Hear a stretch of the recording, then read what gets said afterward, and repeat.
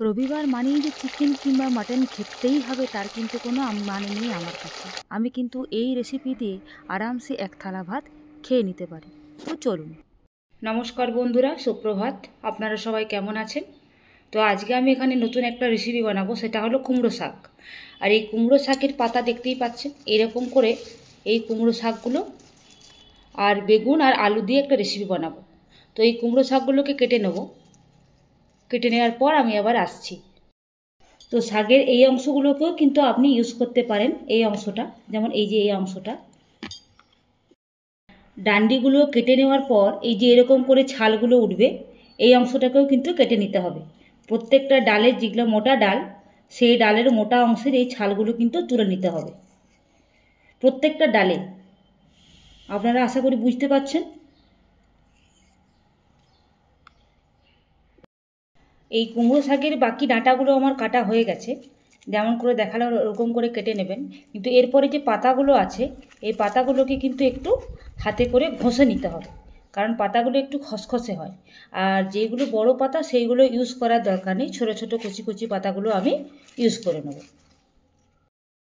তো দেখতেই পাচ্ছ এই যে এই পাতাগুলো আমি নেবো। এই পাতাগুলো এরপর কী করতে হবে, এইরকম করে একটু কিন্তু ঘষে নিতে হবে, এরকম করে, যেমন করে আমি করছি, কারণ পাতাগুলো একটু খসখসে হয়। হয়ে গেল। এরপর আমি এগুলো কেটে নেব ছোটো ছোটো করে। মশলার মধ্যে নিয়েছি আমি কাঁচা লঙ্কা, হাফ চামচের মতো সর্ষে বাটা, সাদা সর্ষে, কালো সর্ষে, আর সামান্য একটু জিরে। পরে আমি ধনে গুঁড়ো ইউজ করব। মশলাটা আমি শিলে বেটে নেব। শাকটা আমি একটু প্রেসার কুকারে বয়েল করে নেব। আপনারা চাইলে কড়াই করতে পারেন, কিন্তু এই শাকটা হতে একটু টাইম লাগে।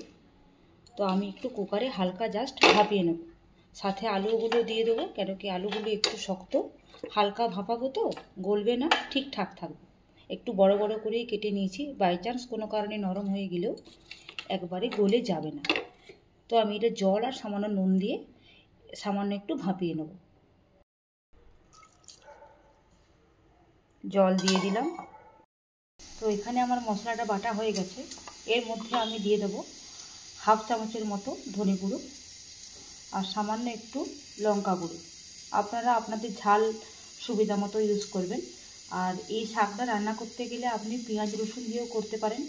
আমি আজকে সম্পূর্ণ নিরামিষ বানাচ্ছি, আর তার সঙ্গে আমি আদাও দিচ্ছি না। আদা ছাড়াও কিন্তু খেতে ভালো লাগে, আপনারা অবশ্যই চেষ্টা করতে পারেন। এরপর কড়াইয়ের মধ্যে তেল গরম হয়ে এলে আমি এই বেগুনগুলো দিয়ে দেবো, নুন হলুদ দিয়ে ভেজে নেব।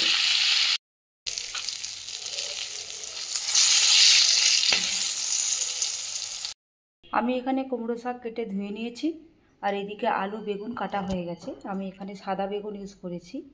আপনারা চাইলে যে কোনো কালারের বেগুন ইউজ করতে পারেন, আর যে কোনোভাবে তার সাইজ দিতে পারেন। প্রেসার কুকারে একটা সিটি দিয়ে নামিয়ে দিয়েছি, দেখতেই পাচ্ছ। তারপর আমি জলটা ছেঁকে দিয়েছি, জলটা কিন্তু ফেলে দেব। বেগুনগুলো আমার ভাজা হয়ে গেছে, তো বেগুনগুলো আমি এসব তুলে নেব। ওই কড়াইয়ে আবার একটু তেল যোগ করে আমি দিয়ে দিলাম 5 ফোড়ন। ফোড়ন গরম হয়ে এলে শাকটা দিয়ে দেবো। শাকের মধ্যে দিয়ে দেবো স্বাদ মতো নুন আর সামান্য একটু হলুদ। নুন আর ঝাল আপনারা আপনাদের স্বাদ মতো ইউজ করবেন।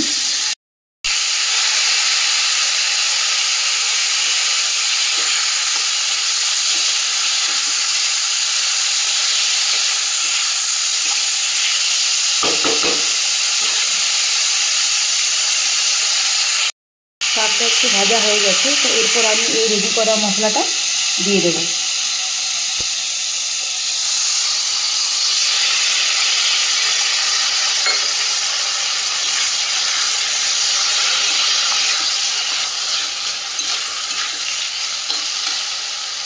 মশলার কাঁচা গন্ধটা না যাওয়া পর্যন্ত একটু আমি এভাবে ভেজে নেব।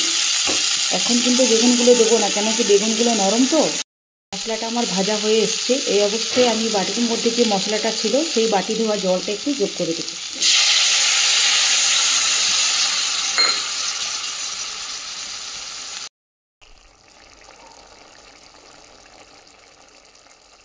মশলার কাঁচা গন্ধ চলে গেছে, তো এরপর আমি বেগুনগুলো অ্যাড করে দেবো। বেগুনগুলো খুবই নরম, সবজি নামানোর আগে যোগ করবেন, কারণ নুন হলুদ দিয়ে অলরেডি ভাজা আছে। এটা দিয়ে সবজিটা কষানোর কোনো দরকার নেই।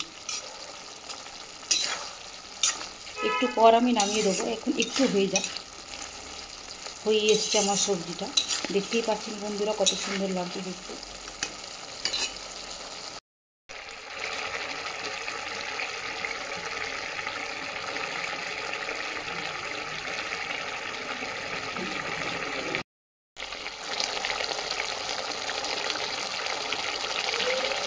তো আমার রান্না কমপ্লিট, সবজি নামিয়ে ফেলেছি। দেখতেই পাচ্ছেন কত সুন্দর দেখতে হয়েছে।